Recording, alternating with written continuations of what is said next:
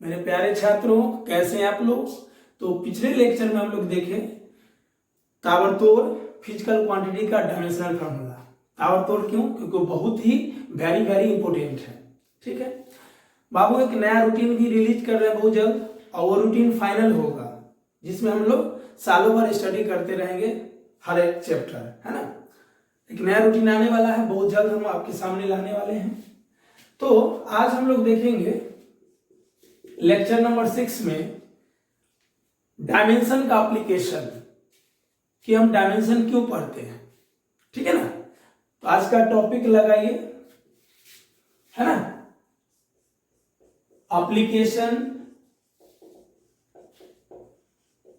applications of dimensional analysis।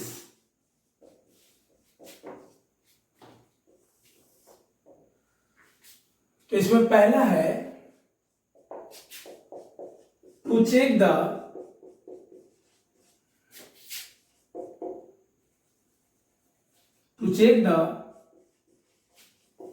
correctness of given equation।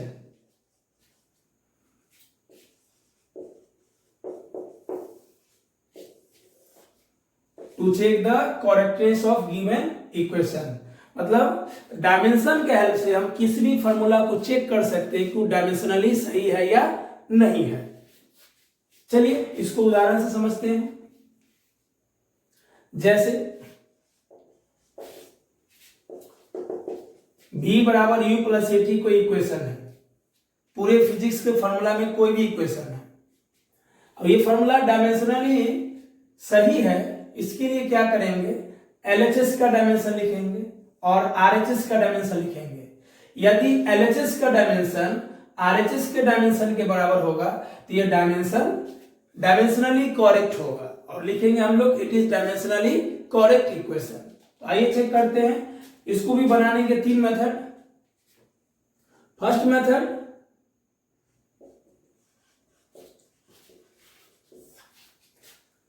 v बराबर u plus A T, जहां v final velocity होता है, u initial velocity, a acceleration और t time, है ना। ये मोशन ऑफ स्ट्रेट लाइन का इक्वेशन है जो हम लोग आने वाले लेक्चर में पढ़ेंगे। चलिए फर्स्ट मेथड में क्या कीजिए, डायरेक्ट बनाइए। LHS में वेलोसिटी है, वेलोसिटी का डायमेंशन LT-1, RHS में भी वेलोसिटी है, और चाहे इनिशियल है या फाइनल है, वेलोसिटी है तो LT-1 ही होगा, प्लस a एक्सीलरेशन है तो LT-2, t टाइम है, टाइम का t, तो LT-1 प्लस ये दोनों सॉल्व हो गए, क्या हो जाएगा, LT-1, यहाँ t का पावर 1 है, t के पावर -2 और t के पावर 1 मिलके बन जाएगा t के पावर -1। चलो LT-1 क्या हो जाएगा, 2LT-1, दोनों को जोड़ देंगे। अब 2 क्या है, नंबर से कोई लेना देना नहीं है, नंबर फिजिकल क्वांटिटी है नहीं, इसका डायमेंशन होगा नहीं। अब ध्यान से देखो, LHS बराबर RHS, हम लोग बोल सकते हैं it is dimensionally correct equation. ये डायमेंशनली सही है। अब डायमेंशनली सही है इसका मतलब ये नहीं है कि हर तरीके से सही है, हम लोग बात करेंगे थोड़ा देर बाद, है ना। पहले अभी डायमेंशनली सही सीखिए, फिर मैं एक एक्स्ट्रा बात बताऊंगा कि अगर डायमेंशनली सही है तो क्या वो इक्वेशन हर तरीके से सही है, हाँ या नहीं, हम लोग देखेंगे। सेकेंड मेथड देखिए, मेथड 2, क्या इक्वेशन v बराबर u प्लस ए टी, क्या करेंगे, v बराबर u एक बार ले लेंगे, एक बार v बराबर ए टी ले लेंगे, एक बार v को u के बराबर कर देंगे, v को एक बार ए टी के बराबर कर देंगे, है ना। तो वेलोसिटी का LT-1, ये वेलोसिटी का भी LT-1, LHS बराबर RHS सही है। यहां भी चेक करते हैं, वेलोसिटी का LT-1, एक्सेलरेशन का LT-2, टाइम का t, क्लियर। LT-1 और ये दोनों सॉल्व होकर हो जाएगा LT-1, तो यहां भी LHS बराबर RHS, मतलब ये इक्वेशन डायमेंशनली सही है। क्लियर। मेथड 3 देखिए, मेथड 3, और ये होगा आदित्य हॉट ट्रिक।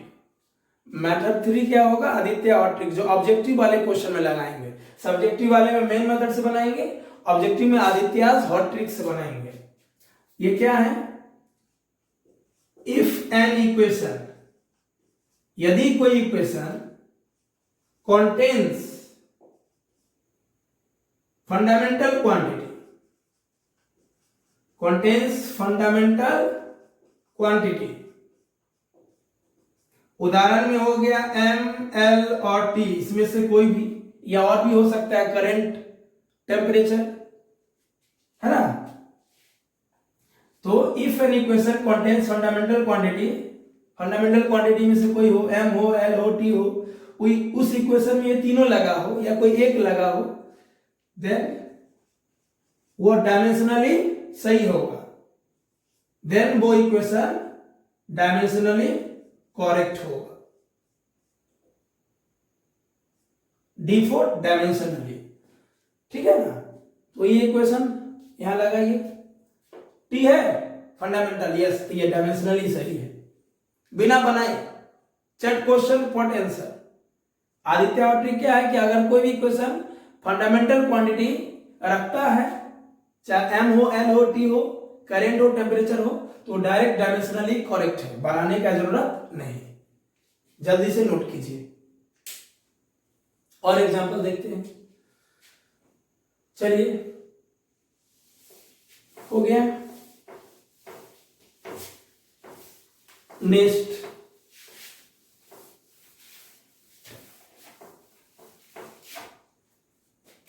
मान लें नेक्स्ट एग्जांपल हम लोग लेते हैं, s बराबर ut plus half at square. अगर आदित्य और ट्रिक से देखे तो देखो इसमें डायमेंशनली t है, मतलब फंडामेंटल क्वांटिटी t इसमें लगा हुआ है, ये डायमेंशनली सही है। बनाएंगे तो भी सही होगा, नहीं बनाएंगे तो भी सही होगा। आदित्य और ट्रिक क्या बोला? If an equation contains fundamental quantity, मतलब इसमें टाइम फंडामेंटल है, यस, सही है, ये डायमेंशनली सही है, यानी जो एलएचएस होगा वही आरएचएस होगा। आइए चेक करते हैं। मेथड 1 से करो या 2 से करो, कोई दिक्कत नहीं। तो एस डिस्टेंस है, डिस्टेंस का एल होगा, या एस डिस्प्लेसमेंट है, एल होगा। यू इनिशियल वेलोसिटी है, L T minus 1, T time है, टी 1/2 से कोई लेना देना नहीं है, नंबर है, नंबर गया तेल बेचने। क्लियर। एक्सेलेरेशन है A, L T minus 2, A acceleration L T minus 2, T time है 2। क्लियर। अलग अलग भी कर सकते थे, एक बार ले लेंगे एस बराबर यूटी, एक बार ले लेते हैं एस बराबर हाफ एटी स्क्वायर, तो भी बन जाएगा। सॉल्व करो इसको, टी से टी कट गया, टी से टी कट गया, एल प्लस एल 2l, 2 कहाँ गया? तेल बेचने, नंबर है, एल बराबर एल, एलएचएस बराबर आरएचएस।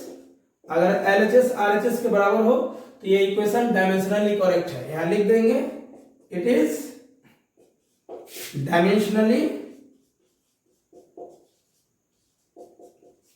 correct equation।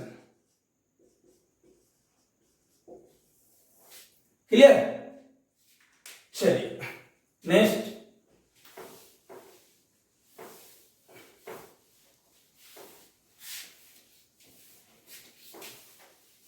समझ में आ रहा है अच्छे से? नेक्स्ट करते हैं हम लोग। बी स्क्वायर बराबर यू स्क्वायर प्लस 2as, मालूम ही होगा ना, v final velocity, u initial velocity, a acceleration, s displacement. चलो चेक करो आदित्य और ट्रिक से। चलो यहाँ पे एस डिस्प्लेसमेंट है, डिस्प्लेसमेंट किसको शो करता है? लेंथ को। लेंथ क्या है? Fundamental quantity. तो जब भी किसी इक्वेशन में फंडामेंटल क्वांटिटी लगा हुआ रहेगा, उसमें रहेगा, दैट मीन्स उस इक्वेशन में एक ना एक या बहुत सारे फंडामेंटल क्वांटिटी हो या एक हो, तो वो डायमेंशनली सही होगा, बिना बनाए जवाब देना है। बनाना है तो क्या करेंगे? एलएचएस बराबर आरएचएस करेंगे, दोनों का डायमेंशन सेम होगा तो वो सही होगा। तो वेलोसिटी का एल टी माइनस 1 स्क्वायर है तो स्क्वायर, वेलोसिटी का एल टी माइनस 1 स्क्वायर है तो स्क्वायर दे देंगे। 2 नंबर है, नंबर गया तेल बेचने। ए एक्सेलरेशन, एक्सेलरेशन का L T minus 2, displacement L, इसका स्क्वायर करेंगे तो L square T minus two, इसका स्क्वायर करेंगे L square T minus two, L और L square T minus two, L square T minus two, ये दोनों को जोड़ दो, two L square T minus two, two गया तेल बचने, बोलो एल एच एस बराबर आर एच एस आया। अगर एल एच एस बराबर आर एच एस आ जाएगा तो ये इक्वेशन डायमेंशनली करेक्ट है। चलिए अब कुछ क्वेश्चन करते हैं अच्छा अच्छा वाला। चलिए तो कोई भी इक्वेशन में अगर आपको बनाने का मन नहीं है या आप कंपटीशन का एग्जाम दे रहे हैं या कोई ऑब्जेक्टिव एग्जाम या कोई ऑब्जेक्टिव बुक बना रहे हैं तो आप सीधे आंसर मार सकते हैं क्योंकि उसमें फंडामेंटल क्वांटिटी लगा हुआ है। क्लियर। एक बात और, आप कोई भी बुक बनाइए दुनिया का, अगर मेरा पूरा लेक्चर देखने के बाद आप कोई भी बुक बनाते हैं तो एकदम बनना है क्वेश्चन, ये आपकी गारंटी हो जाएगी। अगर आज मेरी गारंटी है तो एकदम बनना है। कोई भी बुक हो दुनिया का, किसी भी एग्जाम का पेपर हो, चाहे बोर्ड के स्टूडेंट हो या कंपटीशन से, मुझे कोई लेना देना नहीं है। मुझे लेना देना है कॉन्सेप्ट से। आप बेहतर कर सकते हो, बस मेरा लेक्चर का एक एक लाइन देखिए। तो लेते हैं क्वेश्चन, बताना है सब में कि क्या ये डायमेंशनली सही है या नहीं है। ठीक है, तो बताना है इसमें पहला h बराबर 2s cos theta by rho r g, ये इक्वेशन है और बताना है कि ये डायमेंशनली सही है या नहीं, है ना। जहां h बाबुल हाइट है, s सरफेस टेंशन है, पिछले लेक्चर में बताए थे, रो डेंसिटी है, r रेडियस है और g ग्रेविटेशनल एक्सेलेरेशन है। ये एक्सेलेरेशन ड्यू टू ग्रेविटी है। क्लियर है। अगर LHS बराबर RHS आ जाएगा तो डायमेंशनली सही है। आदित्य और ट्रिक से तो पहले ही सही है। H फॉर हाइट, हाइट किसको रिप्रेजेंट करता है? लेंथ, लेंथ क्या है? फंडामेंटल क्वांटिटी, तो ये तो सही है। चलो बनाना है तो बना लेंगे। इधर L 2 गया तेल बेचने, cos थीटा गया तेल बेचने। क्यों? 2 नंबर है, cos थीटा फंक्शन है, इस फंक्शन का वैल्यू भी तो एक नंबर में आता है। cos थीटा का वैल्यू 1 और -1 के बीच में होगा, है ना। cos 0 1, cos 180 -1, तो cos थीटा भी तो एक फंक्शन है, उसका भी एक नंबर वाला वैल्यू होता है, वो एक न्यूमेरिक वैल्यू देता है, तो इसका भी डायमेंशनिंग होगा। ठीक है, पिछले लेक्चर में बता चुके हैं, शुरू से देखिए। सरफेस टेंशन का क्या लाए थे पिछला क्लास, देखो mt-2 मालूम होना चाहिए। रो डेंसिटी है, डेंसिटी का ml-3, r रेडियस है l और g है ग्रेविटेशनल एक्सेलेरेशन, एक्सेलेरेशन का क्या होता है lt-2। ये सब नाम दिया हुआ रहेगा क्वेश्चन में, आपको सोचने की जरूरत नहीं है। सॉल्व करते हैं। m से m गया, t से t गया, इधर l, यहां देखो l और l स्क्वायर, इधर L3 है, L-3 में से L स्क्वायर गया, L-1, L ऊपर आके प्लस हो जाएगा, तो क्या LHS R बराबर RHS है? यस, ये सही है। ठीक है, दूसरा क्वेश्चन चेक करना है। वेलोसिटी बराबर root under P by rho, ऐसे ये वेलोसिटी ऑफ साउंड होता है root under P by rho, जहां P प्रेशर है और रो डेंसिटी है। चेक करना है कि सही है या गलत। तो वेलोसिटी का LT-1, अगर RHS में LT-1 आ गया तो सही है। चलो, प्रेशर का कितना होता है? ml-1 T-2, मालूम होना चाहिए। पिछला लेक्चर सब कंप्लीट कीजिए या कॉपी में लिखे हैं, कॉपी देख लीजिए। डेंसिटी का ml-3, m से m गया, l-3 ऊपर लाओ, l-3 ऊपर आके प्लस हो जाएगा, तो +3 में से -1 गया, क्या हो जाएगा?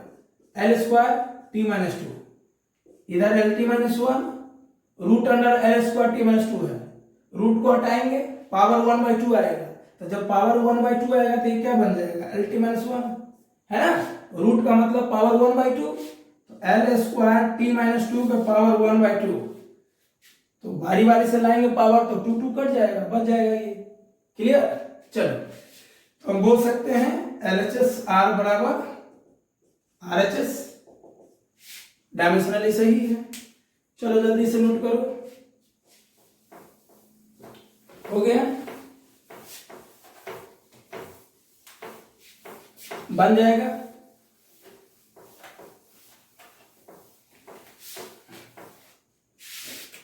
नेक्स्ट तीसरा,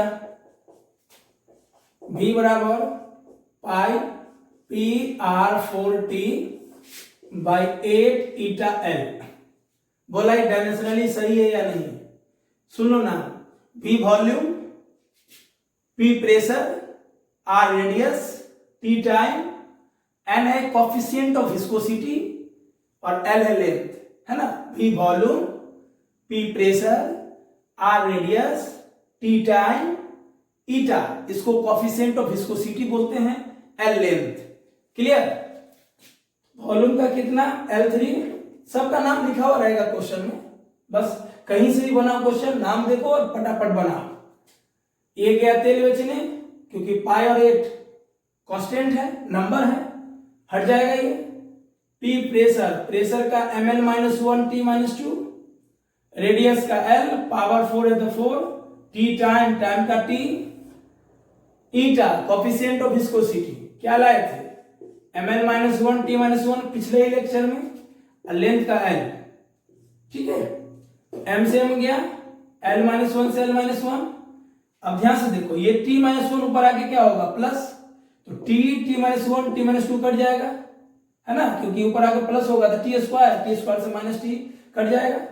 चलो ये ऊपर जाके माइनस होगा, इधर भी L3 और इधर भी L3, LHS बराबर RHS, डायमेंशनली करेक्ट इक्वेशन है ये। क्लियर? नेक्स्ट, फ्रीक्वेंसी बराबर 1/2 pi root under mgl by r।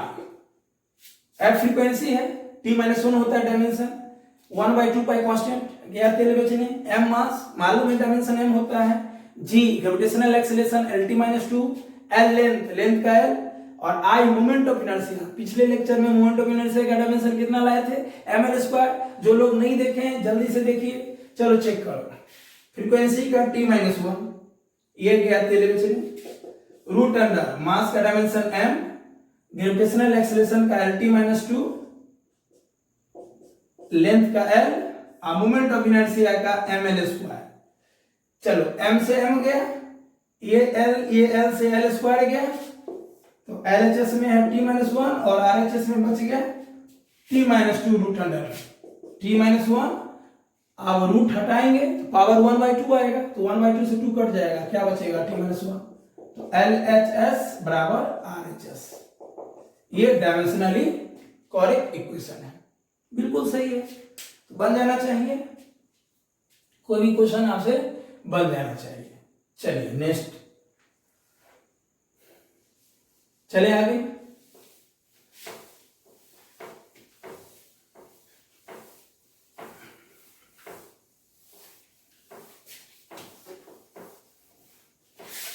Next, force बराबर mv² बराबर r², mv² बाई r²। अब चेक करना है डायमेंशनली सही है कि नहीं है। F फोर्स है, फोर्स का mlt-2, इधर फोर्स के बराबर आ गया डायमेंशन, तो सही है, नहीं तो गलत है। मास का m, v वेलोसिटी है, वेलोसिटी का LT-1, स्क्वायर है तो स्क्वायर, r रेडियस है, तो रेडियस का कितना? l, स्क्वायर है तो स्क्वायर।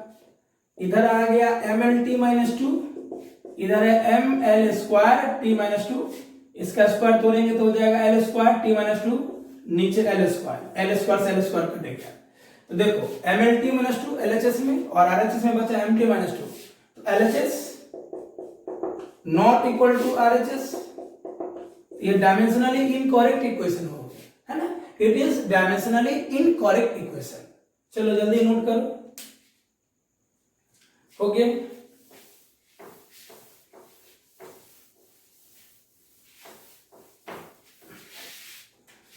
नेक्स्ट है integration dx by root under a² - x² बराबर 1/a साइन इनवर्स, है ना,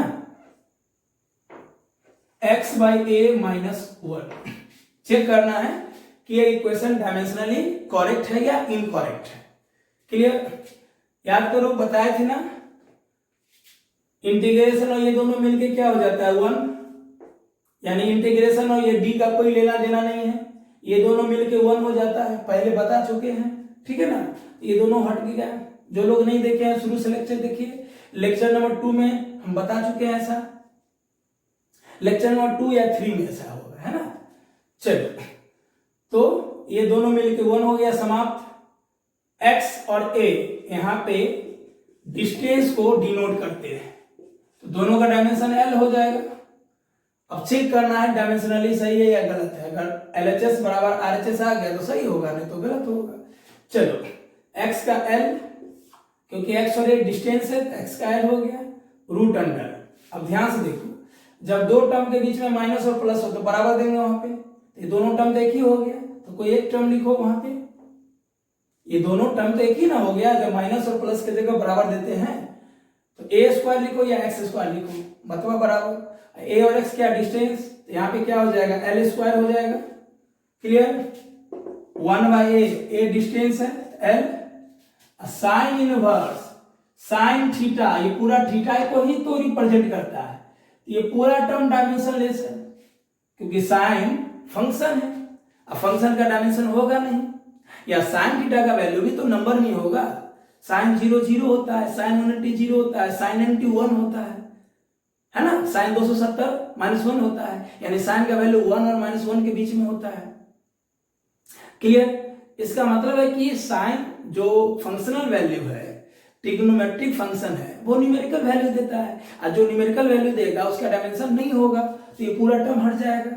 चलो, तो l by root under l square क्या हो जाएगा, l 1/l कट गया, 1/1/l क्या LHS RHS के बराबर है, नहीं बराबर है, तो ये डायमेंशनली इनकरेक्ट इक्वेशन है ना। देखो LHS में 1 और RHS में 1/l है, दोनों बराबर होगा तब ना डायमेंशनली करेक्ट होगा। ये क्या हो जाएगा, डायमेंशनली इनकरेक्ट इक्वेशन। चलो, अब तो कॉन्फिडेंस आ गया होगा, अब तो बन जाएगा, कोई भी क्वेश्चन बन जाएगा, किसी भी लेवल का हो, कहीं का भी हो, कोई बुक का भी क्वेश्चन हो। मुझे उम्मीद है और ये आपको भी उम्मीद हो जाना चाहिए यदि आप पूरा लेक्चर देख रहे हो तो। चलिए, अब है एप्लीकेशन 2। एप्लीकेशन 1 में हम लोग देखें कि कोई भी इक्वेशन गलत है या सही, डायमेंशन कैलकुलेशन हम लोग चेक किए। अब है कि किसी भी फिजिक्स में, यानी फिजिक्स के किसी भी चैप्टर में कोई भी फॉर्मूला को हम लोग डायमेंशनली डिराइव कर सकते हैं, डायमेंशनली प्रूव कर सकते हैं, बिना वो चैप्टर पढ़े, बिना वो चैप्टर के बारे में जानते हुए। सोचो, मैजिक है, जादू है कि कोई भी फॉर्मूला जो आप सुने हो अभी तक या आगे सुनोगे आने वाले लाइफ में, उस सब फॉर्मूला जिसके बारे में आप नहीं जानते उसको प्रूव कर सकते हो। सोचो कितना मजेदार चीज है, कितना जादू भरा चीज है। तो दीजिए टॉपिक डिराइविंग, है ना।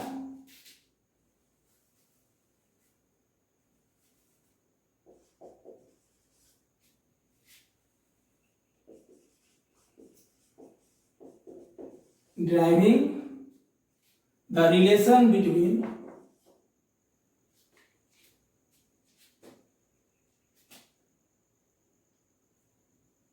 the relation between physical quantities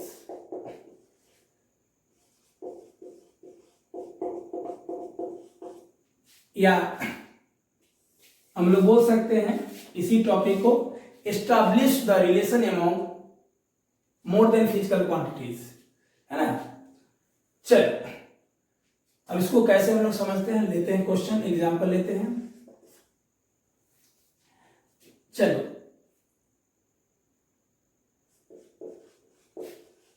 the momentum of a body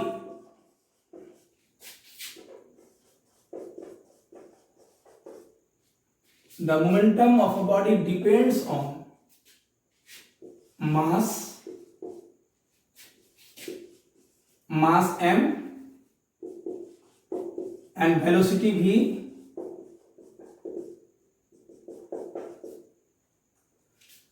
ठीक है, the momentum of body depends on mass m and velocity v।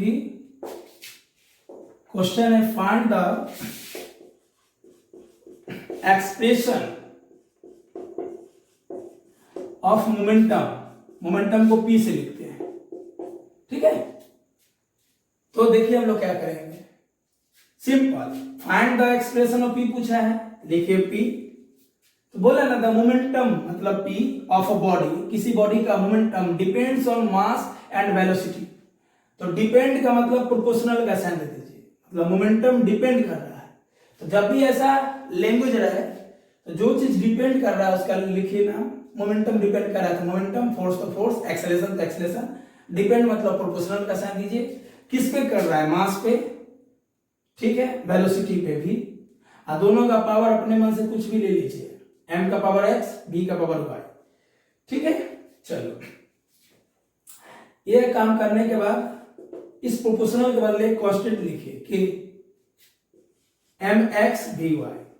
Proportional के बदले कांस्टेंट क्यों आया, मान लो 11 प्लेयर का टीम है, कोई प्लेयर चोटिल हो गया तो प्लेयर की जगह प्लेयर ले जाओगे, नचनिया तो नहीं ले जाओगे नाच करने के लिए। कोई बल्लेबाज चोटिल हो गया तो बल्लेबाज ले जाओगे, नचनिया तो नहीं ले जाओगे।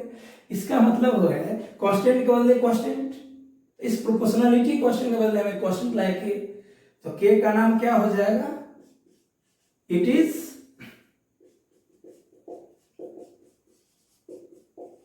proportionality constant,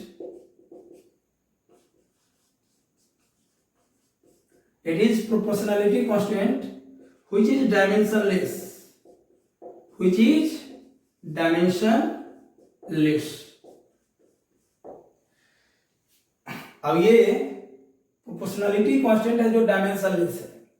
ये क्यों डायमेंशनलेस है, इसी के बारे में डायमेंशन नहीं बताता है, तो यहीं पे डायमेंशन का डिफेक्ट हो गया, ड्रॉबैक्स हो गया, लिमिटेशन ऑफ डायमेंशन हो गया, जो हम लोग पढ़ेंगे आने वाले लेक्चर में।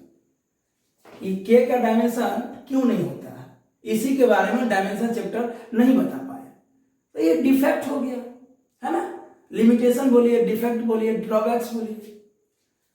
तो सबसे पहले क्या करोगे, जो फिजिकल क्वांटिटी है उसको लिखोगे, और ये किस पे डिपेंड करे उसको लिखोगे, पावर दे दोगे, इस प्रोपोर्शनल के बदले कांस्टेंट लाओगे, ठीक है। और ऐसा करने के बाद इसको इक्वेशन 1 बना लोगे। इक्वेशन 1 बना लिया, आप दोनों तरफ सॉल्व करेंगे, इधर भी डायमेंशन लिखेंगे, इधर भी डायमेंशन लिखेंगे, एक्स और वाई का पावर निकालेंगे, रिलेशन आ जाएगा, ठीक है। चलो लिखो जल्दी जल्दी लिखो।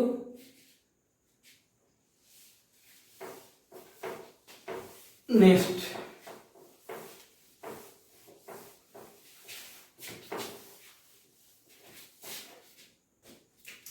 क्या करेंगे, राइट डायमेंशन बोथ साइड, दोनों तरफ डायमेंशन लिखो। एलएचएस में मोमेंटम है, मोमेंटम का डायमेंशन क्या होता है, mlt - 1, और k कांस्टेंट है, इसको रहने दोगे।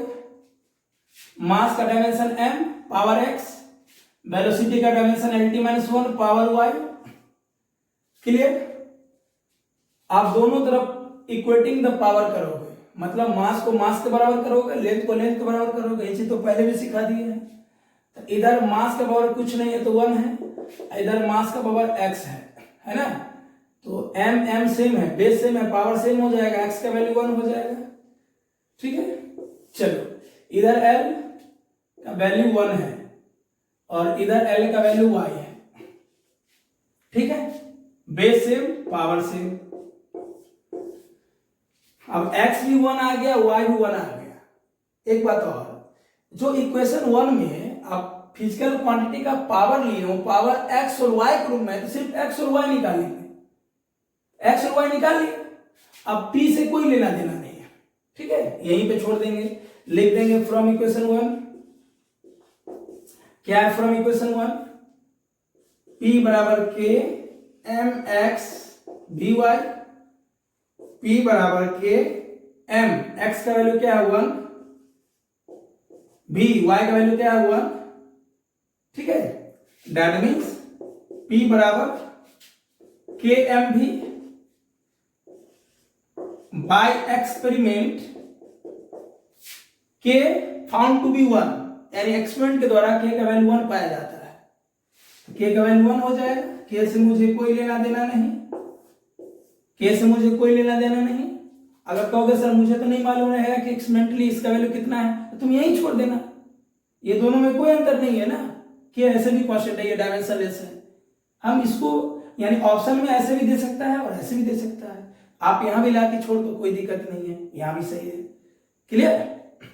ओके। या बाय एक्सपेरिमेंट के is found to be something लिख दो, के हटा दो, सीधे लिख दो आंसर। यही मोमेंटम का फॉर्मूला हो जाएगा, मास इनटू वेलोसिटी। चलो, ये तो बहुत ही इजी एग्जांपल था। हम लोग और सारे एग्जांपल करते हैं, जल्दी से नोट करो।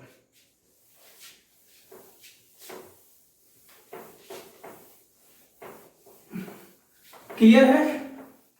चलो next, the time period of simple pendulum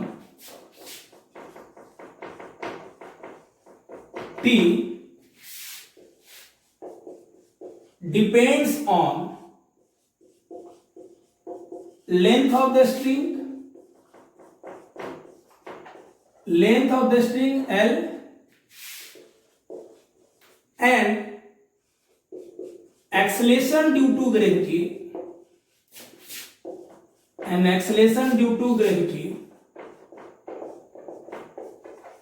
G। Clear? Depend कर रहा है। फाइंड द एक्सप्रेशन या फाइंड द फॉर्मूला या derive the formula 40 time period का फॉर्मूला बताइए। तो बाबू बचपन में पढ़े होंगे ना, 9th वाले क्लास में, time period of a simple pendulum T बराबर 2 pi root under L by G। ठीक है, हो सकता है वहां भी प्रूफ भी नहीं पढ़े हो। जब 11th में आप लोग को हम सिंपल हार्मोनिक मोशन पढ़ाएंगे तो वहां पढ़ाएंगे ये वाला मेथड। बहुत सारे मेथड से प्रूफ होता है, force method, torque method, energy method. इसके अलावा एक मेथड हो जाएगा डायमेंशन मेथड। बिना चैप्टर पढ़े, बिना कुछ जाने प्रूफ करना सीख रहे हैं हम लोग। ठीक है, तो देखिए कैसे निकालेंगे। सबसे पहले क्या करना है, क्वेश्चन पढ़ेंगे। The time period of simple pendulum T depends on, तो टाइम पीरियड को T से लिखते हैं, डिपेंड्स मतलब प्रोपोर्शनल दे दो। किस पे डिपेंड कर रहा है? Length of the string L power x दे दो and acceleration due to gravity G power y दे दो। सिंपल। जो फिजिकल क्वांटिटी डिपेंड कर रहा है उसको पहले लिखो, जिस पर कर रहा है उसको बाद में लिखो। अब बीच में ये साइन दे दो प्रोपोर्शनल का। अब इसको हटाओ, एक नया कांस्टेंट आएगा, प्रोपोर्शनलिटी कांस्टेंट जो डायमेंशनलेस है, के एल एक्स जी वाई। पहला इक्वेशन मान लो इसे। अब दोनों तरफ डायमेंशन लिखो। टाइम पीरियड का डायमेंशन हो जाएगा m0 l0 t। टी भी लिख सकते हैं, लेकिन इस टाइप के प्रोसेस में हम लोग m0 l0 t लिखेंगे। ठीक है, मतलब टाइम पीरियड का t ही होता है, लेकिन अगर m और l को लिख देंगे तो ये ज्यादा सुटेबल होगा, क्योंकि पावर 0 है ना, वैल्यू तो 1 ही हो जाएगा, कोई फर्क नहीं पड़ता है। चलो के रहने दो, लेंथ का l power x, acceleration due to gravity का T-2 पावर y। क्लियर? अब दोनों तरफ पावर को इक्वेट करो। देखो इधर m है लेकिन इधर m नहीं है, तो m क्या तेल बेच ले, m का वैल्यू लेंगे ही नहीं। अब l से शुरुआत करेंगे, L0, इधर l का वैल्यू x है और l का वैल्यू y है। ठीक है, m क्यों नहीं लिए? इधर m है और इधर m नहीं है, गया तेल बेचने। अब l से शुरुआत करेंगे, तो L0, इधर है lx और l के बराबर y। ठीक है, तो L0 बराबर हो जाएगा l x plus y, base same power same, x plus y बराबर 0। चूंकि x और y दोनों अननोन है, इसको इक्वेशन 1 मान लो। ठीक है, नेक्स्ट t देखो, इधर t का वैल्यू 1 है, कुछ नहीं है तो पावर 1। इधर t का वैल्यू है -2 और y, -2y base same power same, तो y का वैल्यू क्या हो गया? -1/2। y का वैल्यू क्या हो गया? -1/2 हो गया। फ्रॉम इक्वेशन 1 नहीं, इस इक्वेशन को 2 मान लो ना, यहाँ 1 मान लीजिए। फ्रॉम इक्वेशन 2 अगर y का वैल्यू -1/2 है तो x कितना हो जाएगा? x प्लस y बराबर 0, तो y का वैल्यू -1/2, x -1/2 बराबर 0, x बराबर 1/2। अब देखो जो पावर माने थे x y, उसका वैल्यू निकाल लिए। अब इसको पुट कर देते हैं इक्वेशन 1 में, हमारा आंसर आ जाएगा, है ना। इस पे हम लोग कितना क्वेश्चन किए हैं, पिछले लेक्चर में भी, उसके पिछले में भी। ठीक है, चलो जल्दी नोट करो, क्या हो जाएगा? फ्रॉम इक्वेशन 1 क्या है? t बराबर k एल एक्स का पावर 1/2 जी वाई का पावर -1/2। एल पावर एक्स था, वैल्यू 1/2 है तो 1/2 लिख दो, वाई का पावर -1/2 है लिख दो, टी बराबर के एल के पावर 1/2 जी के पावर 1/2, ऊपर माइनस है नीचे आएगा प्लस। इसको लिख सकते हैं टी बराबर के रूट अंडर एल बाई जी, दोनों का पावर 1/2 है। ऐसे लिखो चाहे रूट में रख दो, रूट का मतलब 1/2। तो देखो आंसर यहां भी छोड़ सकते हैं, ऑप्शन यहां भी दे सकता है, और नहीं तो बाय एक्सपेरिमेंट के is found to be okay 2 pi. Experiment के द्वारा के का वैल्यू कितना पाया गया 2 पाई, तो टी बराबर 2 pi root under L by G. आ गया आंसर, ये हमारा आंसर होगा। ठीक है, बन जाएगा। चलो और एग्जांपल लेते हैं, जल्दी से देखो। तो क्या करेंगे, सबसे पहले क्वेश्चन का लैंग्वेज पढ़ेंगे। क्वेश्चन का लैंग्वेज पढ़ने के बाद, है ना, क्वेश्चन का लैंग्वेज पढ़ने के बाद क्या करेंगे, इक्वेशन में तब्दील करेंगे, दोनों तरफ डायमेंशन लिखेंगे और प्रूव कर लेंगे। चलो एक प्रॉब्लम और लेते हैं, उसके बाद कुछ बनाने के लिए देंगे जो घर से बनाओगे। ठीक है, चलो। The force F on a body moving in a medium,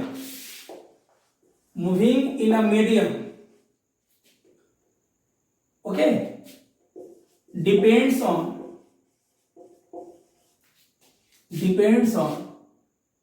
its radius r,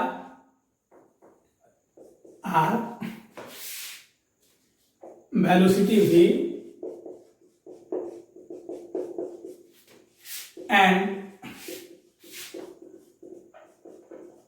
coefficient of viscosity eta. Find expression for force के लिए एक्सप्रेशन बताइए। ठीक है, तो सबसे पहले क्या करेंगे, क्या बोला है, the force F on a body, यानी किसी बॉडी पे जो फोर्स है मूविंग इन अ मीडियम, वो बॉडी किसी मीडियम में मूव कर रहा है ना, मान लो मीडियम वाटर है, वाटर में मूव कर रहा है, डिपेंड्स ऑन, यानी वो फोर्स जो बॉडी पे लग रहा है डिपेंड कर रहा है इसके रेडियस पे। लिखेंगे फोर्स, डिपेंड का मतलब प्रोपोर्शनल का साइन, रेडियस पावर एक्स ले लेंगे, वेलोसिटी v पावर y ले लेंगे, and coefficient of viscosity eta power z ले लेंगे। समझा कैसे किए, जो फिजिकल क्वांटिटी जैसे फोर्स डिपेंड कर रहा है, जो डिपेंड कर रहा है उसको पहले लिखो, प्रोपोर्शनल का साइन दो, जिस पे कर रहा है उसको बाद में लिखो, जितना भी हो सकता है 10 दे दे, यहाँ पे 3 है, 3 लिख दिए, पावर दे दी। उसके बाद क्या करो, इसके बदले कांस्टेंट ले आओ के डायमेंशन लेस होगा, r x b y eta z, इसको इक्वेशन 1 मान लो। दोनों तरफ डायमेंशन लिखो, तो फोर्स का डायमेंशन mlt-2, के को ऐसे ही रहने दो, रेडियस का डायमेंशन है पावर एक्स, वेलोसिटी का lt-1 पावर वाई, और कोएफिशिएंट ऑफ विस्कोसिटी पिछले लेक्चर में बताए थे, क्या था dimension ml-1 t-1 power Z. Clear, समझ रहे हो बात, क्या करना है, क्वेश्चन पढ़ने के बाद जो फिजिकल क्वांटिटी दिया हुआ है, यानी जो दूसरों पे डिपेंड कर रहा है, उसको पहले लिखो, डिपेंड का मतलब प्रोपोर्शनल, और जिस पे कर रहा है वो लिख दो, जैसे रेडियस पे कर रहा है तो आर, वेलोसिटी पे भी, और coefficient of viscosity Z, coefficient of viscosity ईटा, ये तीनों लिख दो। ये सिंबल जो है, ये डिनोशन जो है, वो क्वेश्चन में दिया रहता है, किस चीज को हम किससे डिनोट करते हैं, आप पावर अपने हिसाब से मान लो, A B C X Y Z P Q R. उसके बाद इसके बदले कांस्टेंट ले, दोनों तरफ डायमेंशन लिखो, अब मास को मास के बराबर, लेंथ को लेंथ के बराबर, टाइम को टाइम के बराबर करके ये पावर का वैल्यू निकाल लो, और फिर पावर को U1 में पुट कर दो, आंसर आ जाएगा। चलो इधर m का वैल्यू 1, पावर कुछ नहीं तो 1, m नहीं है m है, m का वैल्यू z, तो बेस सेम है, पावर सेम हो जाएगा, z बराबर 1 हो जाएगा। चलो एक पावर निकाला गया, अब एक्स और वाई निकाल लेंगे। ठीक है, जल्दी से नोट करो ये।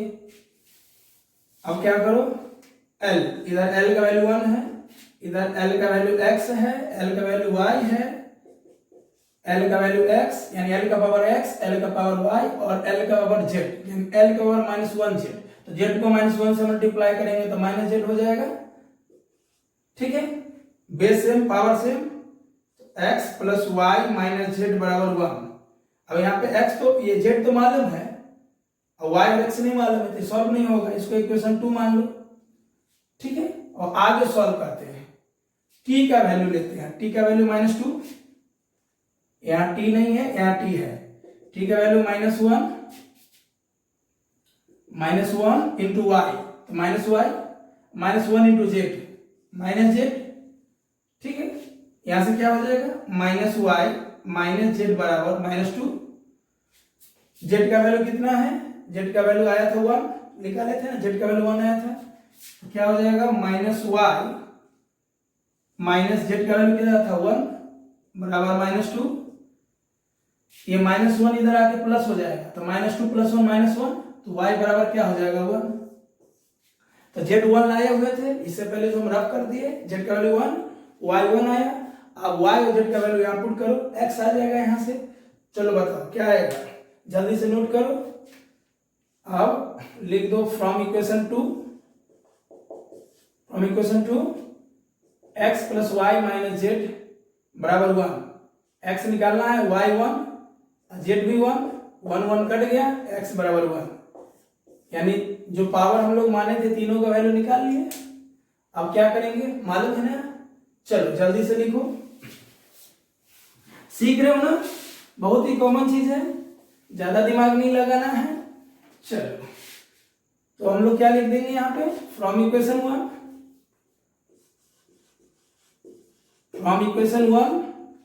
इक्वेशन लिख दो।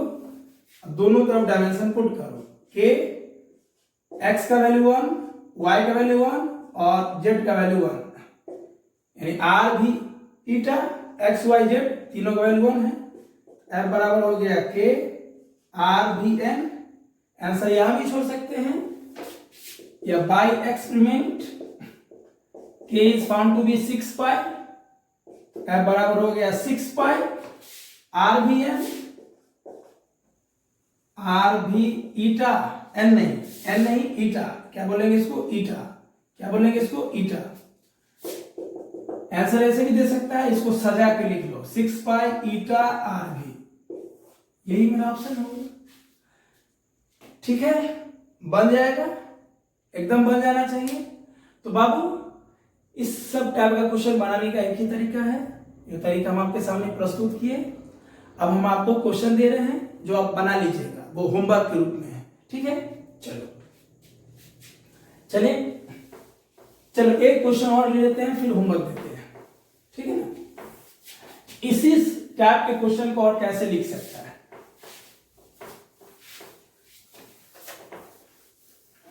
जैसे क्वेश्चन है f बराबर cmx ky, जहां f फ्रीक्वेंसी है,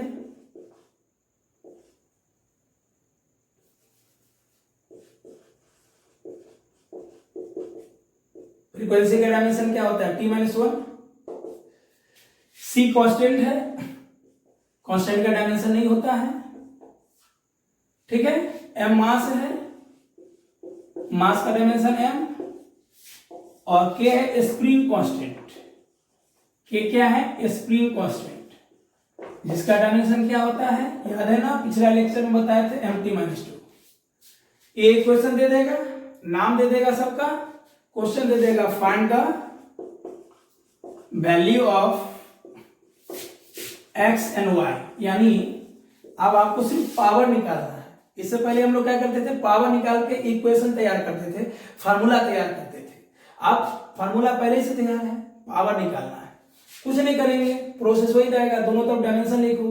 फ्रीक्वेंसी का डायमेंशन क्या होता है t-1, तो लिखेंगे m0 l0 t-1, c constant है, गया 13 बचने, मास का पावर m यानी मास का डायमेंशन m पावर x, और के स्प्रिंग कांस्टेंट है mt माइनस टू, तो mt माइनस टू पावर कितना दे देंगे y, दोनों तरफ सॉल्व करो, इधर m का पावर 0, इधर m का पावर x प्लस वाई, इधर m अकेले है, यहाँ पे m दो बार है, पावर x भी है पावर y भी है, तो ऐसा लिख सकते हैं, बेस सेम है, पावर सेम हो जाएगा, x और y किसी में से वैल्यू नहीं मालूम है, दोनों अननोन है, इक्वेशन 1 मान लो, ठीक है। चलो अब क्या करो, इधर l है लेकिन इधर l नहीं है, कोई लेना देना नहीं है, t के बराबर कर देंगे, t के पावर माइनस 1, यानी ध्यान रखना कि LHS में l है RHS में n है, तो क्यों बराबर करेंगे, जब जान ही रहे हैं कि t है, इधर भी t है, तो t से भी आ जाएगा आंसर, ठीक है ना।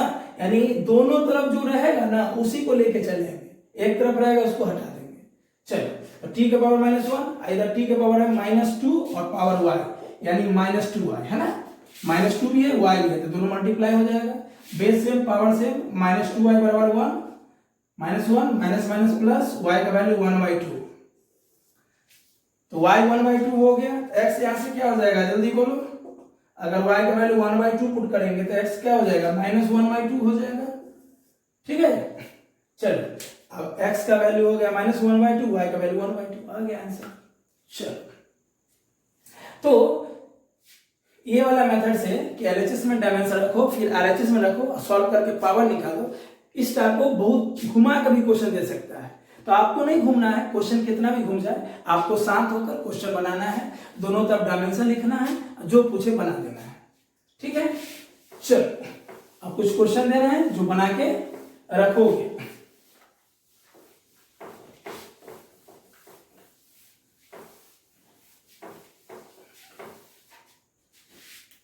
चलो पहला क्वेश्चन है, द सेंट्रीपिटल फोर्स, कोई भी फोर्स और डायमेंशन तो वही होता है मालूम है ना, mlt minus 2, the centripetal force F depends on mass m, velocity v and radius r. Find the expression for F, मतलब सेंटीपिटल फोर्स के लिए एक्सप्रेशन बताइए, बना लेना, बन जाएगा। चलो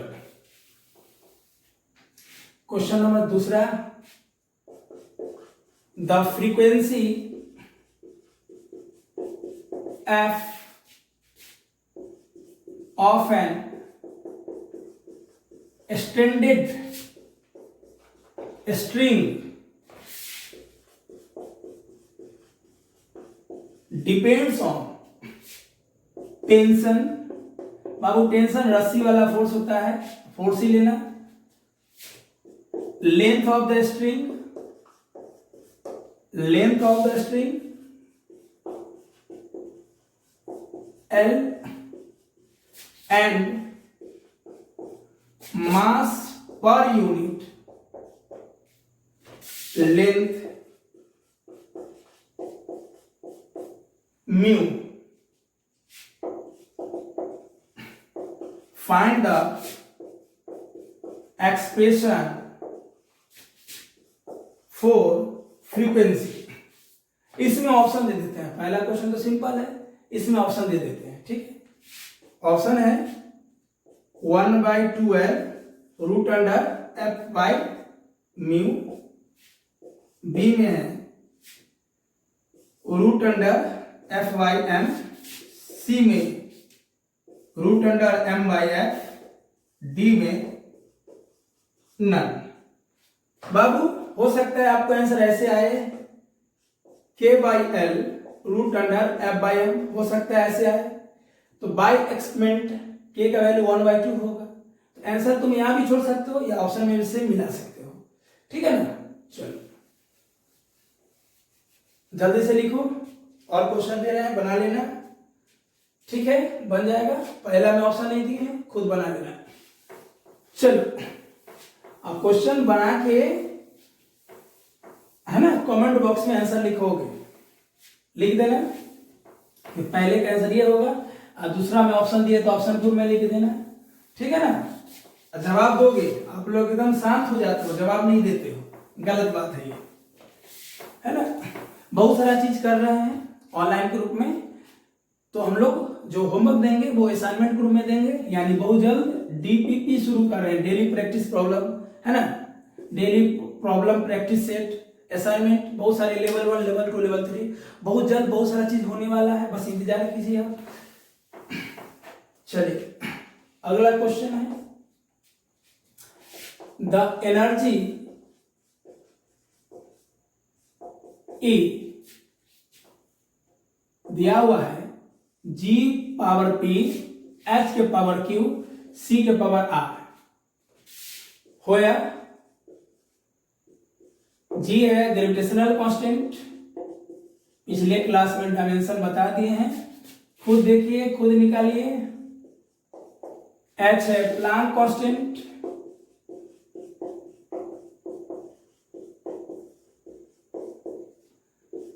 C है वेलोसिटी ऑफ लाइट, सबका डायमेंशन आपको मालूम है,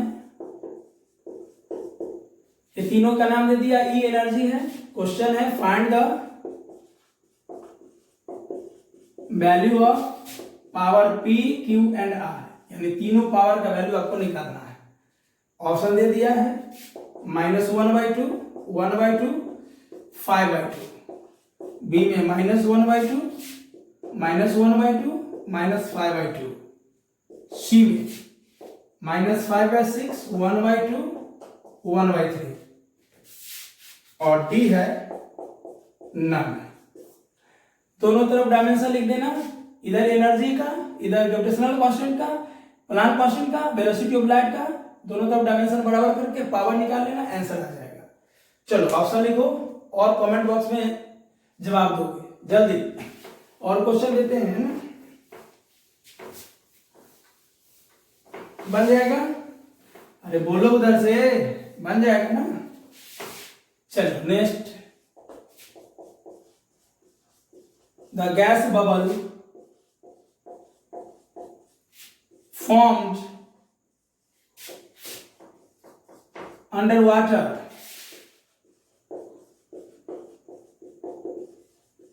oscillate with time period t proportional,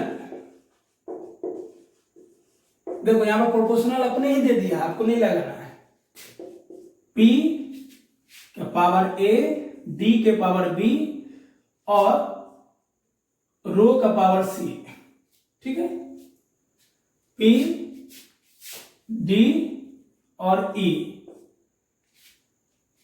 होया P प्रेशर, डायमेंशन मालूम होना चाहिए, D density,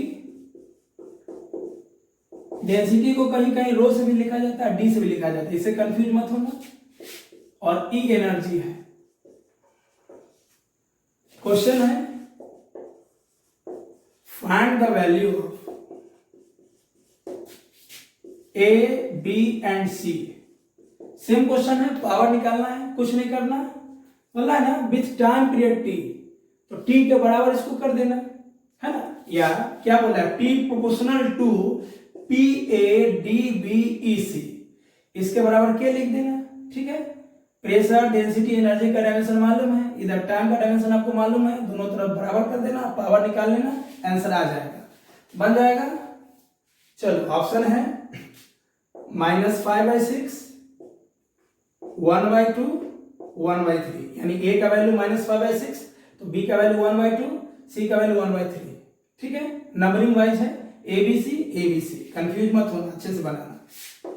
B 0 -1 1, C -1 1 -2, D none, बन जाएगा।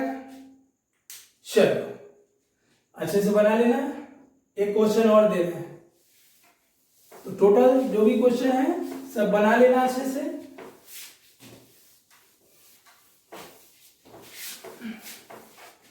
घबराना मत, सब बन जाएगा। नेक्स्ट है